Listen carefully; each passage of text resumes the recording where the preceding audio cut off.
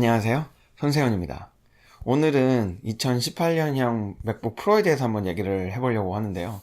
이미 출시를 하고 많은 유튜버들이 리뷰도 올리기 시작을 했는데, 저도 며칠 전에 사실 영상을 만들었었는데 음성 녹음이 제대로 되지 않아서 다시 이렇게 영상을 만들게 됐습니다.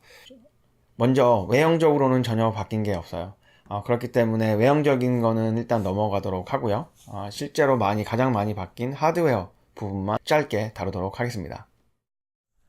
먼저 13인치 모델을 보도록 할게요. 기본형 모델은 전혀 바뀐 게 없으니까 패스하도록 하고요. 터치 아이디와 터치바가 있는 모델만 살펴보도록 하겠습니다. 2018년도 모델의 가장 큰 특징은 개인적으로는 CPU와 램에 있다고 생각이 드는데요. CPU의 가장 큰 특징은 듀얼코어에서 쿼드코어로 업그레이드가 된 게 아닌가 싶습니다. 이번 CPU가 업그레이드 되면서 성능도 대폭 향상이 된 걸로 보여지는데요. 2017년도 15인치 모델과 성능이 거의 같거나 오히려 뛰어난 부분이 있다고 하니까 굉장히 큰 성능 향상이 있었다고 생각이 되네요.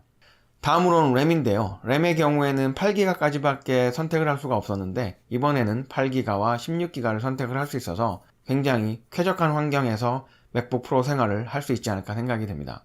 다음은 그래픽카드인데요. CPU가 업그레이드가 되면서 내장 그래픽카드만 사용을 하는 13인치 모델의 경우에 그래픽카드 성능도 약간 올라갔다고 그래요. 다른 유튜버들이 테스트한 걸 봤었는데요. 실제로 성능 향상이 느껴질 정도라고 하니까 13인치 모델을 그동안 성능이 떨어져서 기피하셨던 분들은 다시 한번 고려를 해보면 어떨까 싶습니다. 아이맥 프로에서 처음으로 적용이 된 T2 칩이 이번에는 맥북 프로에도 적용이 되었는데요. 잡다한 기능들을 관리를 하고 있죠. 예를 들면은 페이스타임 카메라, 스피커, 마이크, 터치 아이디, 터치바 이런 기본적인 것들은 T2 칩이 관리를 하게 되고요. 보안 관련된 사항도 T2 칩이 관장을 한다고 그래요. 버터플라이 키보드가 소개된 이후로 계속해서 많은 말이 있었어요. 소리가 너무 크다, 키감이 너무 좋지 않다, 그리고 키가 한번 들어가면 나오질 않는다. 여러가지 문제가 있어서 1세대에서 작년에 2세대로 넘어왔고 또 한 번 2018년도에 업그레이드가 된 3세대 버터플라이 키보드가 이번 맥북 프로에 적용이 됐어요. 그동안 타이핑을 할 때 큰 소리가 났었던 1세대와 2세대에 반해서 소리가 많이 줄어든 걸 볼 수가 있었고요.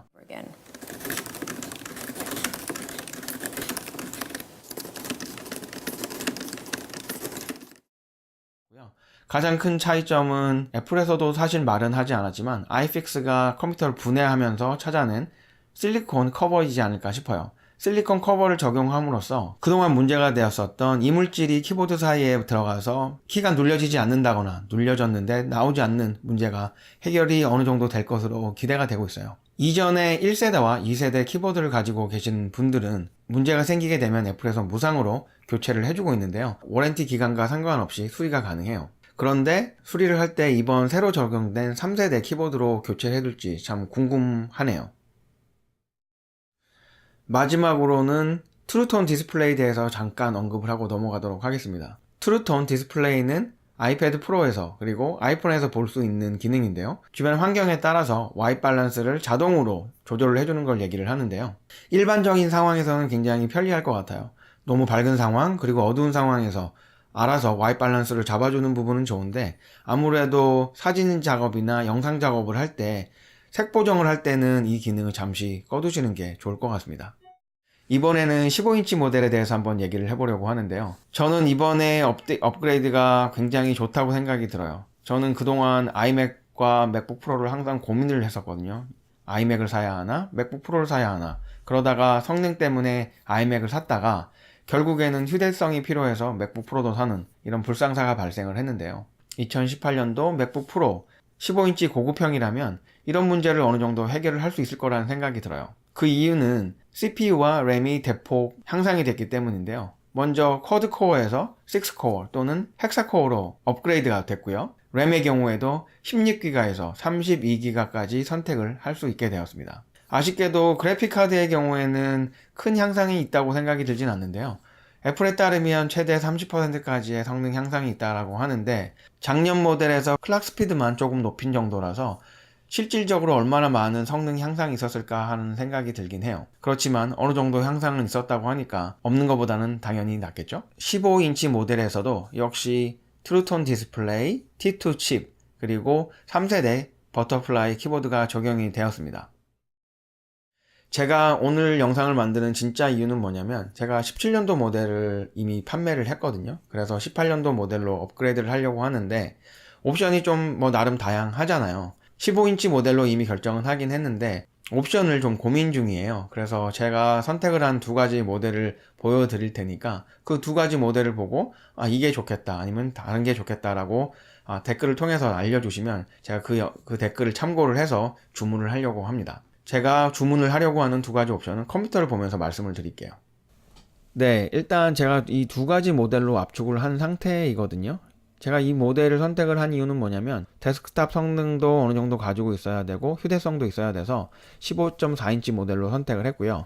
CPU를 제외하고는 똑같아요. 32기가 램이 저는 좀 필요하고요. 그리고 SSD의 경우에는 1TB를 추천을 하실 수도 있을 것 같은데 저는 내장 SSD를 그렇게 많이 사용하지 않아요. 지금 제가 사용을 하는 아이맥인데 2년 이상 3년이 된 모델임에도 제가 지금 현재 사용을 하는 양은 보면 100기가가 조금 넘어요. 아직도 400기가 가까운 SSD가 남아있기 때문에 저한테는 1TB은 필요하지 않다고 생각이 들고요. 다만 CPU가 지금 i7 2.6GHz를 하느냐 아니면 i9 2.9GHz를 하느냐를 고민을 하고 있거든요. 고민의 대상은 돈 문제와도 어느 정도 연결이 되어 있죠. i7으로 가면 3,200불이고 i9으로 가면 3,500불이에요. 300불 정도의 차이가 있는데 300불을 투자를 해서 체감을 느낄 수 있느냐가 저의 가장 큰 고민거리이고 질문 사항인 거죠. 제가 사용을 하는 프로그램 중에 가장 무거운 프로그램은 다빈치 리졸브이고 다빈치 리졸브에서 퓨전을 사용을 할 때 가장 무겁게 사용이 되더라고요. 그래서 만약에 2.9GHz로 갔을 때 어느 정도 성능 향상이 있을 것인지 그리고 300불만큼 300불까지는 안 되더라도 어느 정도 투자를 하는 게 좋을지에 대한 궁금증이 좀 있긴 해요. 계속 검색을 하고 찾아보고 있긴 한데 아직 명확한 답변을 제가 스스로 가지지를 못해서 여러분들에게도 좀 질문을 드려봅니다. 이 두 가지 모델 중에서 어떤 모델이 좋은지 그리고 이 모델보다도 좀 더 좋은 옵션이 있다라고 생각되는 부분이 있으면 그 옵션을 저에게 알려주시면 좋을 것 같습니다. 네, 이렇게 두 가지 모델 그리고 또는 다른 모델이 있을 텐데요. 저한테 코멘트를 달아주시게 되는 모든 분들에게 감사드리고요. 저는 또 다음 시간에 운이 좋다라면 맥북 프로 2018년도 개봉기와 함께 찾아뵙거나 아니면 또 다른 영상으로 찾아뵙도록 하겠습니다. 오늘도 시청을 해주신 모든 분들께 감사드리고요. 저는 다음 시간에 뵙겠습니다. 감사합니다.